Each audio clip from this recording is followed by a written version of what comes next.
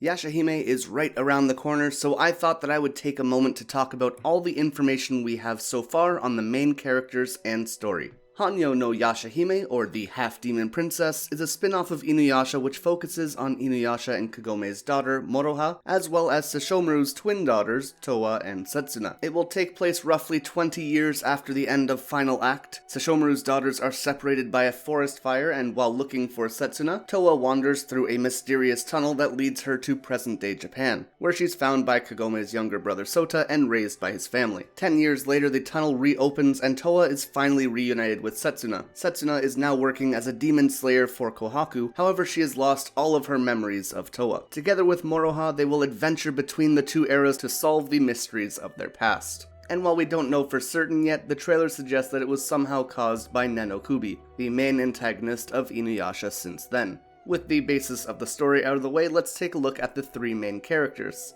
Unlike Inuyasha and Jinenji, both Towa and her sister Setsuna don't really have any physical features to suggest that they're Hanyo. No dog ears or tails, things like that. Towa seems to be a kind of hot-headed martial artist who is always ready to fight, even wearing men's clothing because it's easier to fight in. The name Towa is probably a reference to forever or eternity. Her sister Setsuna seems much more like Sesshomaru, calm, collected, and all around more badass in my opinion. She has Demon Slayer armor on, along with a Mokomoko, which is similar to her father's that goes over her shoulder. Unlike Sesshomaru's, Setsuna's splits in half at the end. She's also seen using a Naginata, which is pretty sweet, and just like Towa, her name also references time, with Setsuna being a reference to a moment or an instant. Another similarity between the sisters is that they each are 14 and have a streak of red in their hair as well. Finally, we have Moroha, a name which, as far as my horrible Japanese can tell, means double-edged or many blades. This may be a reference to her using not just a sword like her father Inuyasha, but also a bow like her mother Kagome did. Not just having one weapon, but having two edges.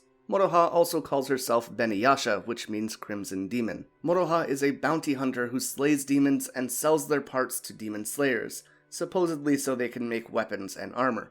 She has a dangerous temper and will rampage with the title Crimson Knight Demon of National Destruction. She apparently knows very little about her parents, as she lived alone most of her life, but despite this, she tends to be a cheerful person. Moroha, much like Inuyasha, doesn't wear shoes, and much like Kagome and Inuyasha's human form, she has black hair. She wears a red ribbon in her hair which makes her look like she has dog ears, and she doesn't really show any demonic traits other than having enlarged canines. And despite this, she's still strong enough to slay demons. To do this, she relies on the robe of the fire rat, which was likely inherited by Inuyasha, as well as using a bow which she can infuse with spiritual or purifying energy, much like Kagome did, and a katana called Kurikaramaru or Bakegoroshi no Moroha, meaning Moroha the Monster Killer. The top part of the Kurikaramaru has an engraved dragon coiled in position, which emerges from the blade in a flaming dragon form to defeat enemies. There's a lot to say about this sword, so if you want to see me talk more about it in another video, let me know in the comments down below. But that just about covers everything we know about Towa, Setsuna, and Moroha. I'll link an interview done by Animate Times with the production staff of Yashahime if you want to read more about that yourself, or if you're just looking for a little more information. It also has some great concept art in there. And if you enjoyed this video, be sure to leave a like and subscribe to the channel for more Yashahime content, as well as letting me know what you want me to talk about. The Kurikaramaru has a lot of interesting things in its naming and the kanji involved, so I would love to talk about that. With all that being said, thank you guys so much for watching. I will see you in the next one, and until then, remember to stay excellent.